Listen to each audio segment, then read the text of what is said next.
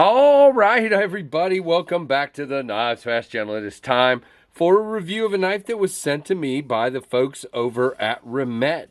Guys, this is the Knives Fast Channel.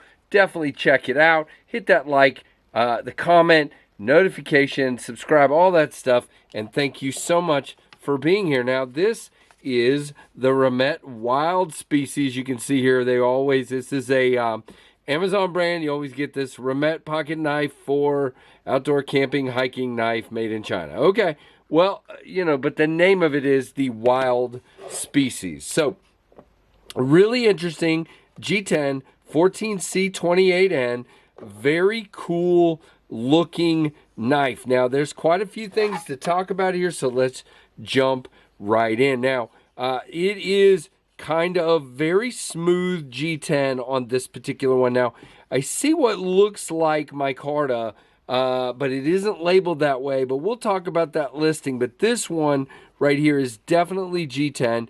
You've got some texturing to it, but it's mostly smooth. You have chamfering here. The chamfering has a little more texture to it. Now, you do have exposed liners and a G10 backspacer with some jimping and a lanyard hole that is pretty small, as you can see there. Not bad. No, not a reversible clip. It does not look like. The clip does sit on the scales, and you have quite a bit sticking out of the pocket. Decent clip. It went in and out of the pocket fine. It retained fine. Steel bent over clip. I would love to see it be a deep carry, but you do have a single-sided pivot. Not sure if it's captive or not. Does appear, can't find great documentation, but it does appear to be riding on bearings. When you look, let me just get a better look down in there. Yeah, let me look with my flashlight. Man, that is tough. That is a UV flashlight, Casey. You're brilliant. Yeah, I'm pretty sure what I'm looking at is bearings with washers. That's pretty sure. It's smooth enough that I'm pretty sure it's bearings. But, we'll check. Once again, we'll check the paperwork and we'll see. But you can see, very smooth. You do have exposed liners. And do our liners have any milling for weight reduction? A little, a couple of small pockets, and that's really, there's bigger ones towards the back here, just not a lot of large ones. And now you have a steel liner lock, of course. Our lockup is sitting at about a 50, and you are dead centered. Now, interesting here, it does not come all the way out to the end. The blade does not, but you have a backspacer that curves back. So it's filling up every bit of space available. And you know what? If it was much further out, you could probably poke it with your finger. So that's about right, really. Now, as far as lockup, yeah, nothing whatsoever. No movement, no up and down, no side to side, nothing. It is locked up very nicely. Now, your action on your thumb studs, you can see the detent is really good. Can I middle finger? I don't even know if I've tried it. Nope, I can't. There's just not enough room to get down to that thumb stud. There's no real texturing on the thumb stud. It's just a round steel stud with some sort of blue on the end there. You do have a blue pivot collar as well for an accent, which I think looks really nice. Satin hardware, looks like a Chicago screw here and here and there. Really nice looking overall. Now, as far as the drop, you can see it kind of hesitates for a second, which is interesting. And then it comes down to my thumb in that choil. And then easy little smooth shakedown. Let's just do it this way. All right, here we go. You can see pretty smooth, not bad at all. Now, there's also a front flipper. So let's try that. It's a big front flipper. So you know what that means. Keep your fingers back. Yeah, not great on the first try there. Let's try it this way. Yeah, not bad. The detent's a little light for that. Does it? No, does not shake out. I mean, it's a good detent.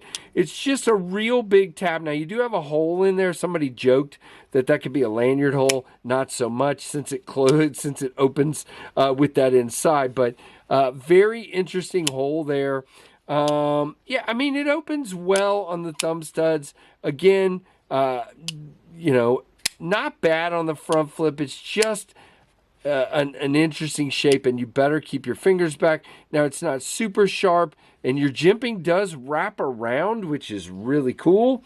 But it works. I just wish it wasn't quite so big. Now, look at your blade. I love this. You've got kind of a really smooth looking bead blast or sand wash or something there, but you've got, and on the swedge, but you've got a satin finish on the flats. That looks really nice, and you've got plenty of room for sharpening relief here, even though your plunge is gradual.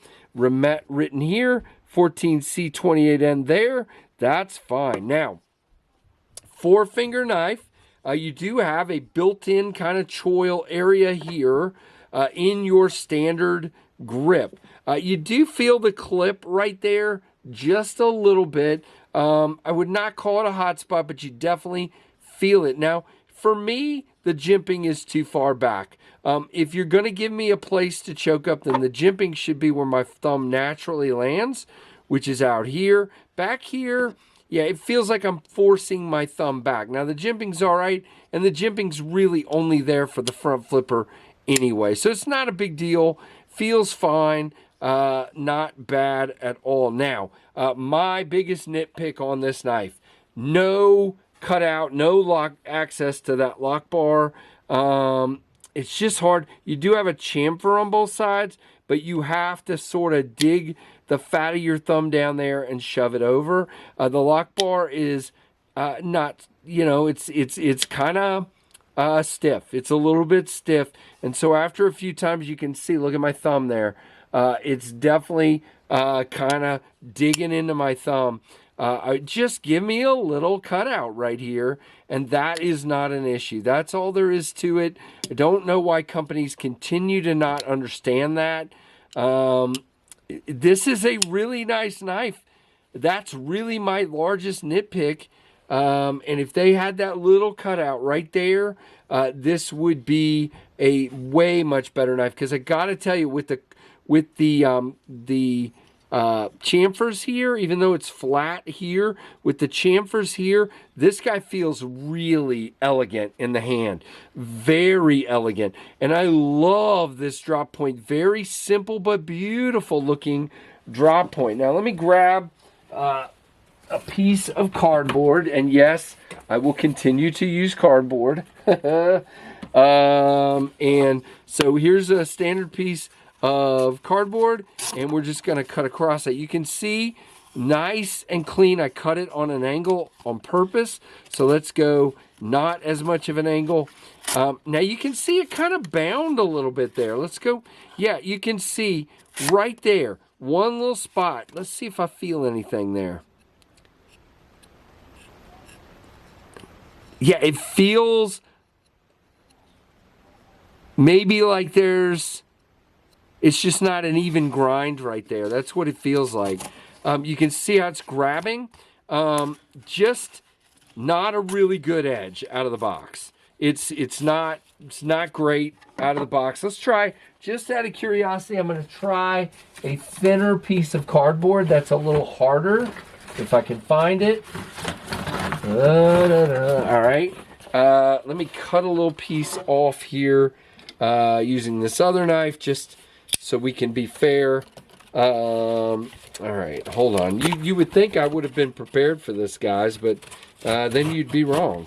All right, so we will use this piece and see what we get here. All right, now same thing. You can see, there we go. We got it there. All right, it still grabs a little bit. There's one spot. It's right there.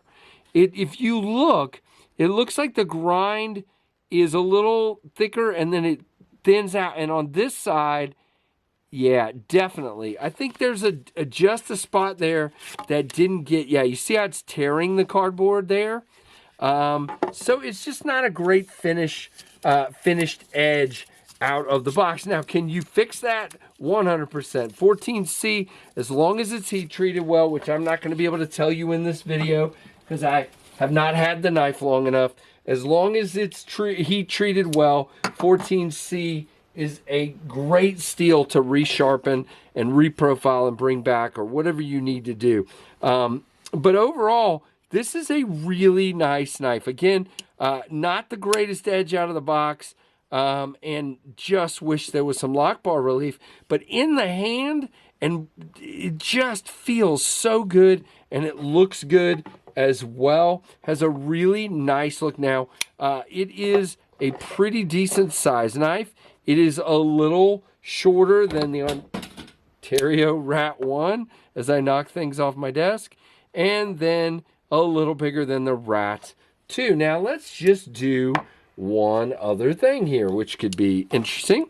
Now, the Rat 1 is a pretty thick knife, and this is about the same thickness across as that one. But with these chamfers, it feels really, really good. All right, let's talk about some specs. Now, these are available on Amazon, and I will leave you a link below. I don't have any discount or anything like that, but they're $58.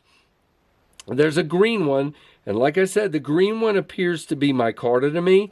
This black one is definitely G10, and then there's a khaki one as well. Now, this guy is, again, G10 and 14C28N. And unfortunately, hold on, I'm trying to find you guys some specs here, and they don't really give it.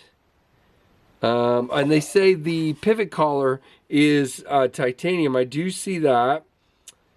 I'm just trying to find the specs on this guy real quick.